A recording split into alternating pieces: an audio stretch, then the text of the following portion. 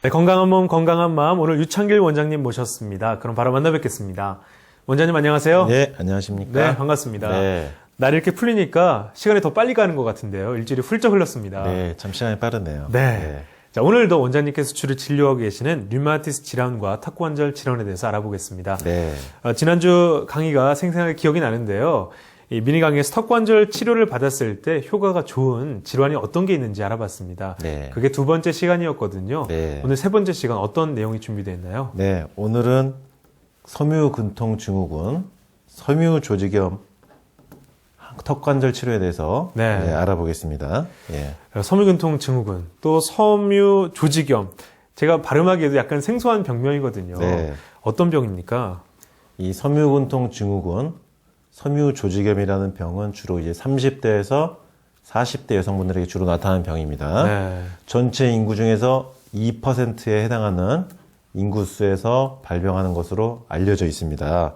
그러다 보니까 류마티스 관절염보다 오히려 더 섬유조직염, 섬유근통 증후군이 있는 여성 환자분들이 아주 많은 겁니다. 네. 이 섬유근통 증후군은 여기저기가 아픈 것은 류마티스 관절염과 같은 자가 면역 질환과 비슷한 경향이 있습니다만은 네. 조금 그 증상이 다릅니다.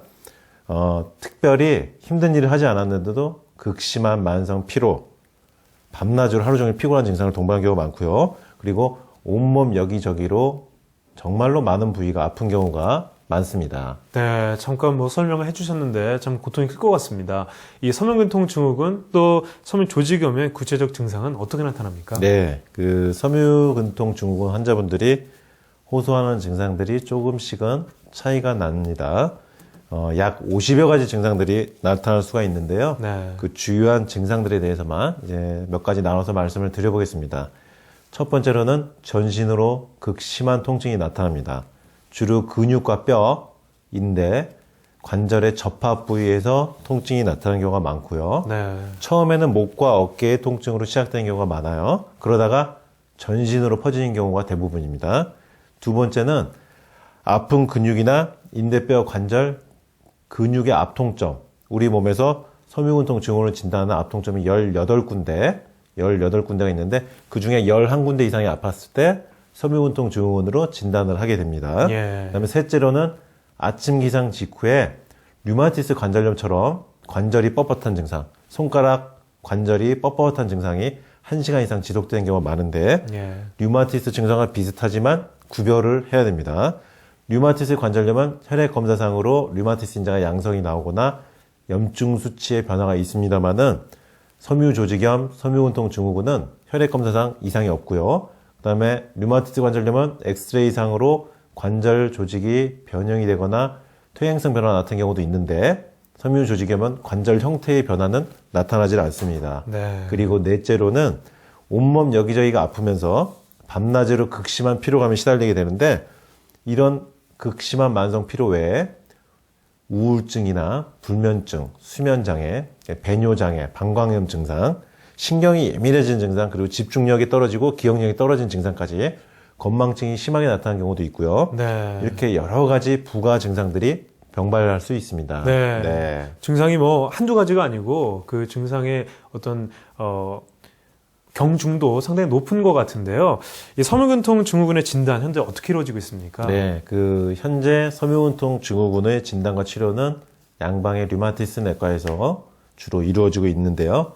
혈액 검사나 엑스레이 검사로 뚜렷하게 확진이 되지 않기 때문에 진단을 받기까지 3년 이상의 시간이 걸린 경우가 많고요. 네. 그다음에 옆에서 봤을 때는 정상 사람으로 보이기 때문에 꾀병으로 생각하시는 경우도 있어요. 아하. 실제로 본인은 많이 아픈데 섬유근통 증후군과 유사하게 나타나는 류마티스 관절염이나 당뇨로 인한 당뇨병성 신경증과는 구별을 해야 됩니다. 예. 따라서 혈액 검사를 해서 혈액 검사상으로 면역 질환이나 내분부 질환의 가능성을 배제하고 그 가능성을 배제한 다음에 섬유근통 증후군을 진단할 수가 있게 됩니다. 따라서 섬유근통 증후군은 혈액 검사를 일단 먼저 해서 면역 질환이나 내분비 질환 배제를 하고 그러고 나서 여러 가지 증후군들을 감안해서 종합적으로 진단을 내리게 됩니다. 네. 자, 그렇다면 섬유근통 증후군의 치료는 어떤 식으로 이루어지나요? 네. 일반적으로 리리카라는 당뇨병성 신경병증에 쓰는 약물인데 리리카라는 약물이 처방되는 건 참 많고요. 예. 그 다음에 우울증이나 신경정신과 질환 증상이 나타나기 때문에 우울증 약이나 신경정신과 약이 처방되는 경우도 많아요. 네. 근데 문제는 이 섬유근통 증후군이 잘 안 낫기 때문에 우울증 약이나 이런 신경과적 약을 장기간 복용하다 보면은 사람이 체력이 점점 떨어지고 깔아앉는 거예요. 네. 계속 아프면서 기분이 깔아앉고 체력이 깔아앉다 보니까 만성화되고 사람이 아주 지치고 피폐화됩니다. 이렇게 신경과 약까지 복용을 하면서 통증을 줄이는 약을 먹더라도 좋아지지 않는 섬유근통 증후군 환자분들이 아주 많아요. 네. 그래서 이런 좋아지지 않는 섬유근통 증후군으로 고생하고 있는 환자분들이 현실적으로는 너무나 많다는 게 문제입니다. 네.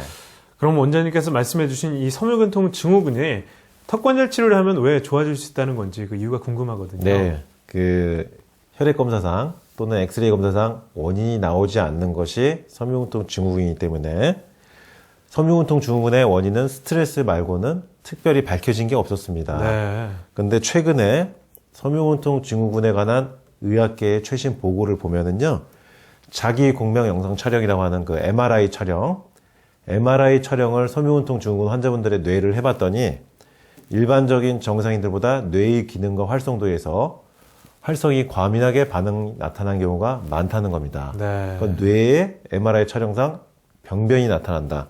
이것은 섬유근통 증후군 환자분들이 뇌에 이상이 있는 것을 암시할 수가 있는 건데요.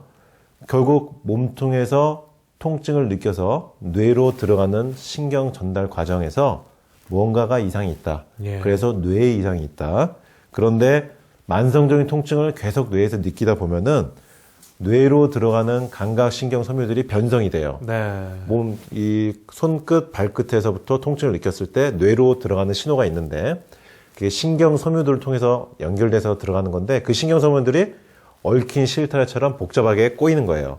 근데 이게 꼬인 상태가 되면은 양약을 먹어도 반응이 없는 겁니다. 그러다 보니까 우울증약, 신경과 약까지 먹게 되는 악순환이 이루어지는 건데 네. 이렇게 복잡하게 얽히고 설킨 감각 신경 섬유의 변성 치료해주는 방법은 턱관절 균형학 FCSTO법이 될 수가 있는 건데 그 이유는 턱관절 균형학 FCSTO법은 뇌를 치료해주기 때문이다.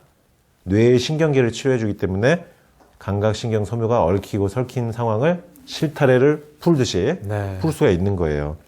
이약 조약을 복용해도 잘 낫지 않기 때문에 섬유근통 환자분들이 턱관절 치료를 통해서 반응을 보면은 빠른 속도로 좋아진 경우가 많습니다. 네. 그러니까 결론적으로 이제 말씀드리면은 턱관절 균형을 조절하기 때문에 뇌의 기능과 구조가 조절되는 거고 뇌의 신경계가 안정이 되니까 감각 신경계가 안정되면서 섬유근통 증후군이 좋아진다. 결국 턱관절 치료는 뇌를 치료하기 때문에 섬유근통 증후군이 좋아질 수 있다. 이렇게 말씀드릴 수 있습니다. 네, 그렇군요. 그럼 실제로 원장님께서 턱관절 치료를 통해서 이 섬유근통 증후군 환자를 치료하신 예가 있으면 하나 소개해 주시죠. 네, 오늘 이제 섬유근통 증후군 턱관절 치료를 통해서 호전되신 환자분 지금 실제 치료 사례 이제 말씀드릴 건데 제가 턱관절 치료를 해드린 후에 류마티스가 좋아지신 환자분이 계신데 그 환자분이 이제 턱관절 치료를 받고 좋으니까 네.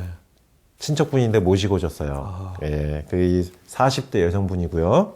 이분이 몇 년간 고생을 하신 분입니다. 섬유근통 증후군 진단 받고서 지난 2011년도 3월 달에 이제 처음 오셨는데 친가족 중에 의사 선생님이 계시기 때문에 네. 국내에서 유명하다는 선생님들을 직접 소개받아서 안 가보신 데가 없더라고요. 그래서 유명한 병원에 유명한 선생님들 이제 다니면서 치료를 하셨는데 섬유근통 증후군이라는 병이 잘 낫지가 않는다는 게 문제예요. 네. 약물에도 반응을 하지 않고 어떤 약을 먹어도 계속 아픈 건데요. 이렇게 섬유근통 증후군으로 양약을 복용하다가 이분이 포기를 한 거예요. 네. 약을 먹어도 계속 아프니까. 그러다가 이제 저한테 치료받으신 류마티스 관절염 환자분이 이제 모시고 오신 건데 이분을 제가 이제 처음에 2011년도 3월에 진찰해 보니까 몇 년 동안 걸친 만성적인 섬유근통 증후군 증상으로 인해서 전신의 모든 관절이 아픈 겁니다. 뒷목, 턱, 어깨, 팔꿈치, 손목, 손가락, 무릎, 발목, 발가락. 특히 섬유근통 증후군 환자분들 중에서 무릎이 심하게 아픈 분들이 많습니다. 이분은 그리고 섬유근통 증후군의 주요한 증상 중에 하나인 만성피로 증후군. 네. 아침에 일어나도 바깥분 보내고 자녀분들 보내고 나면 쓰러져요. 다시 11시, 12시까지 잠을 자야 됩니다. 왜냐하면 극심한 피로감에 밀려들기 때문에 네. 아침에 겨우 어머니로서 아내로서 역할을 하고 나서 바로 쓰러지는 거예요. 잠을 그래도 조금 자는 건데 그렇게 자고 나도 피로감에 풀리지를 않는 게 문제입니다. 이렇게 만성 피로 증후군을 호소하고 있었고요. 그러다 보니까 매사 의욕이 저하되죠. 기분이 떨어지죠. 우울증과 불면증, 그리고 잠을 2시간 이상 잘 수가 없어요. 왜냐면 네. 밤에 자다가 무릎이 쑤시고 아프고 목 뒤 어깨가 아파가지고 잠을 잘 수가 없습니다. 2시간 이상. 1시간마다 깨는 거고 방광염 증상도 나타나기 때문에 소변을 보러 2시간에서 1시간마다 보러 가시는 거고 네. 갱년기 증후군 증상까지 나오다 보니까 땀이 나고 열이 훅 달아오르고 싶고 얼굴이 벌개진 증상까지 복합적으로 나타나고 있는 상황이었습니다. 이분 같은 경우는 만성적인 통증을 오랜 시간 느끼다 보니까 통증을 전달하는 감각신경이 변성이 많이 된 상황이에요. 네. 아까 말씀드린 것처럼 신경 섬유들이 얽히고 설킨 정도가 아주 극심한 겁니다. 이렇게 신경 섬유들이 얽히고 설켰을 때는 약을 진통시킨 약을 먹어도 반응이 없어요. 그 신경 얽힌 것을 풀어주지 않으면은 해결이 되지 않습니다. 이분은 그래서 2011년 3월 달부터 턱관절 균형학 FCST 요법을 이용해서 치료를 이제 시작을 한 겁니다. 턱관절 균형 장치, 보조 장치인데 이것을 매일 저녁에 이제 착용을 하고 네. 그 다음에 한의원에 일주일에 2번씩 오시면서 매번 오실 때마다 맞춤식 턱관절 균형 장치를 제작해서 착용을 하고요. 예. 그 다음에 상부경추 교정. 척추의 맨 꼭대기에 있는 경추 1번과 2번. 경추 1번과 2번은 뇌로 들어가는 신경 전달 통로에 있어서 관문 역할을 합니다. 경추 1, 2번이 틀어지면은 뇌로 올라가는 통로를 막기 때문에 신경을 막기 때문에 압박하기 때문에 뇌에서는 계속 통증을 느끼는데 상부경추 교정, 경추 1번, 2번을 교정해주고 그 다음에 두개골 교정, 골반 교정까지 해주면서 뇌와 척추, 몸통, 팔다리로 연결되는 통로를 뻥 뚫어주면서 감각신경들을 정리해 준 거예요. 얽히고 설킨 거를 풀어 헤친 겁니다. 동시에 스트레스를 풀어주면서 머리와 몸통의 통로를 원활하게 소통시켜주는 항약 처방을 같이 병행을 하면서 복용하고 침치료와 부항치료까지 곁들여서 하는 겁니다. 네. 이렇게 턱관절 치료를 통해서 뇌신경계를 치료해 주니까 신경 섬유가 변성된 걸 치료해 주니까 치료 시작 2주가 안 됐는데도 몇 년 동안 아무리 약을 먹어도 가라앉지 않던 섬유근통 증후군 증상 통증이 50% 이하로 가라앉는 거예요. 네. 그러니까 이분은 전신 통증이 줄어들고 그러니까 밤에 잠을 자게 되고 우울한 증상이 덜해지고 잠을 2시간 이상, 3시간, 4시간 계속 좀 자게 되니까 이제 밤에 좀 잠을 자니까 살만하다 이런 얘기가 나오시는 거예요. 네. 통증이 50% 이하로 줄어드니까 이전에 느껴보지 못했던 몸 상태를 느끼게 된 거예요. 그러니까 좀 살만한 거예요.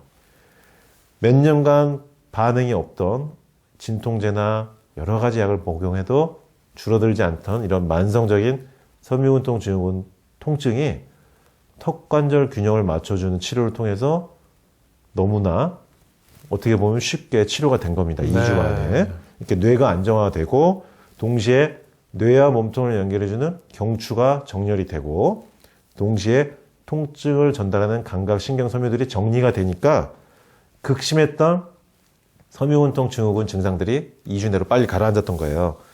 이처럼 턱관절 치료는 뇌를 치료해 줄 수 있기 때문에 통증을 전달하는 감각신경 섬유를 치료할 수 있기 때문에 턱관절 치료를 통해서 섬유근통 증후군 증상이 쉽게 치료되는 경우가 생길 수 있는 겁니다. 네. 따라서 섬유근통 증후군으로 오랜 시간 고생하고 계신 환우분들이 꽤 많은 것으로 알고 있는데요. 턱관절 치료를 통해서 뇌를 치료하면 뇌의 신경계를 치료해주면 감각신경을 치료해주면은 섬유근통 증후군도 더 이상의 불치병은 아닙니다. 그러니까 네. 섬유근통 증후군으로 오래 고생하신 환자분들은 턱관절 치료도 한번 고려해 보시면 좋을 것 같습니다. 네.